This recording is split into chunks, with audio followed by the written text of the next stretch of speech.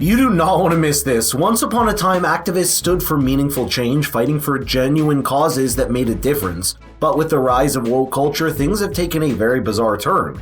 Now we're seeing protesters over the most trivial and absurd things, and what's even more entertaining is when these activists are confronted in interviews and completely shut down by facts and reason. It's a rare but satisfying sight to see, and today we're covering some of these moments. As always, make sure to subscribe and hit the notification bell for more videos just like this. No, but can you imagine you coming to our restaurants and then you get some people coming to your table and trying to disrupt your evening? It's abuse. I'm going to start running into vegan restaurants. That's fine. Go for just it. shouting and being annoying right to protest, grabbing Piers. tables and so you can't eat your gruel and just see how you lot like it. I'm going to go to your house and chop paint all over it. Piers, you've got a right to protest. Oof! You've got me another one. Stick it off your bingo. Fantastic. Stick it off your bingo, son. But where's the salt? Where's it? Won't need any of this gruel. Fantastic. Let's put that to one side, but I will have a bit of steak just to... You didn't salt it, though. You see, all you've achieved is you've made me want to do this. Just eat a that's lovely... absolutely fine. You go for it. Do you know how many steaks he's had from my restaurant? A lot. But here's my point. I love eating steak. I'm not going to stop eating steak. Yeah. And the very last thing on earth that will stop me eating steak is people like you with your pasty faces running into our restaurants telling us to stop eating steak. That's an animal rights activist group spokesperson Nathan McGovern getting owned just a couple of days later after 8 people from the group he represents were kicked out of Salt Bay's restaurant in central London for staging a sit-in and disturbing guests. After the episode aired, the group protested a picture of the bingo card on their blog, and guess what was dead center on it? Piers Morgan bringing in a steak. It's likely that they knew it was coming, but still decided to send a poor Nathan to the show. Next, we have the clash of generations where a young activist was schooled by Lowry Turner. We could set the way for the whole planet by committing to stopping oil, moving to energy efficiency, moving to renewables, moving to insulation. And I think the children and the future deserve at least that. The problem I have is this idea that the one group of people have decided that they are the ones to save the world. And there's a certain po-faced, incredibly irritating, I'm getting it coming up in waves towards me here, like, how dare you question us because we know what's right. I'm going to glue my hand to some tarmac and then I'm going to be a martyr and I'm going to be a good person, while the rest of us can't get on with our days. I mean, with respect, Miranda is 20. I'm more than twice her age. I've got kids, I've got a job, I've got an elderly mother. We have to get on with our lives. Most people feel they're doing their bit. They are doing the recycling. They're trying. I can't afford an electric car. I can't afford a heat pump. Most people can't afford that. The people that the campaigners should be focusing on is the government, not on ordinary people. But it's about ego. Modern-day activists claim their dramatic stunts are about raising awareness, but they sometimes take things too far. Take the trend of throwing soup at priceless art as an example. These pieces have survived centuries of wars and natural disaster, only to get splattered by eco-warriors armed with soup. They've done it to Van Gogh's paintings twice, and even the Mona Lisa. They claim it's symbolic, but nothing says save the planet like destroying cultural heritage. There's no doubt that we've had a winter without any protest, but as soon as the sun comes out, it's eco-festival time. And it is a festival. It's a big jamboree. It's let's get on social media, let's sit down with a placard, let's advertise to my friends what a great person I am, while the rest, ordinary people who have to go to work, can't get to work. What's your response? I just can't believe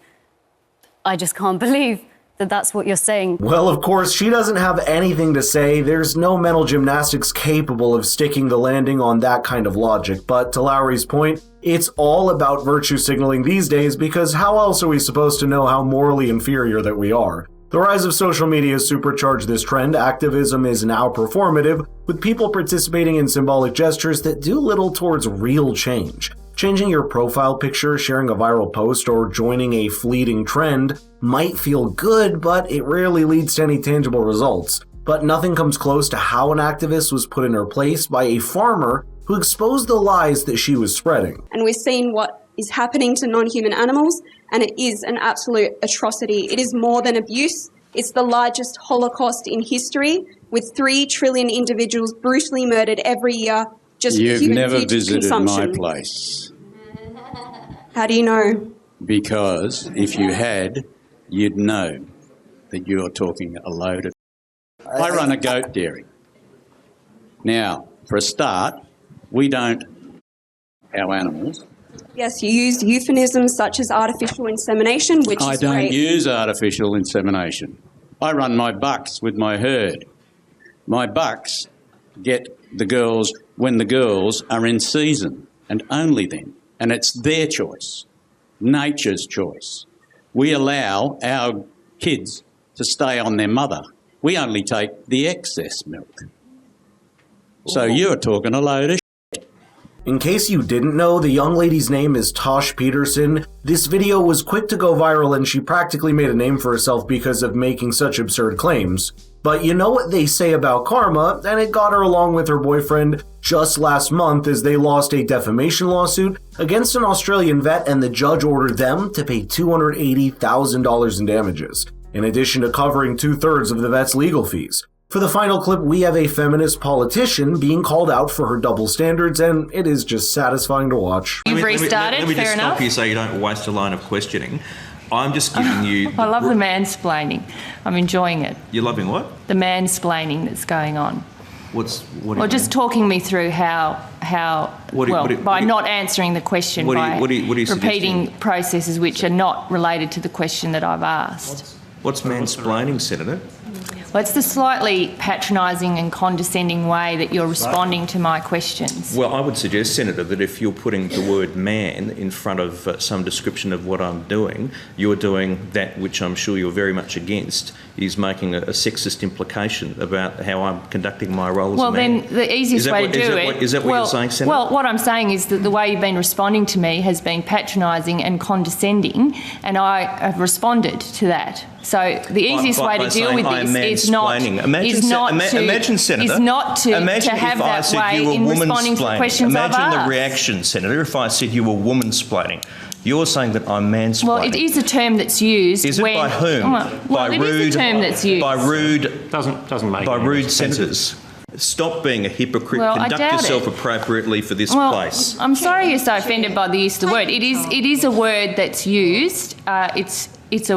I'm surprised that you're so shocked by the use of the word. No, I'm just calling hypocrisy. Hypocrisy. Thy name is Labor. Thy name is Senator Gallagher. He's absolutely right. Can you imagine the scenes as if it was the other way around? Chaos would erupt faster than a kangaroo on an energy drink. Another thing is there's just something magical about the Aussie accent when it comes to shutting someone down. The laid-back yet razor-sharp delivery somehow makes the burn sting so much more while still sounding oddly polite. My theory is that if sass were to be an Olympic sport, Aussies would be taking home the gold every single time. So let me know in the comments if you think that's true, and if you want your friends to see these epic moments, please share the videos with them. Thank you so much for watching, and I'll see you in the next one.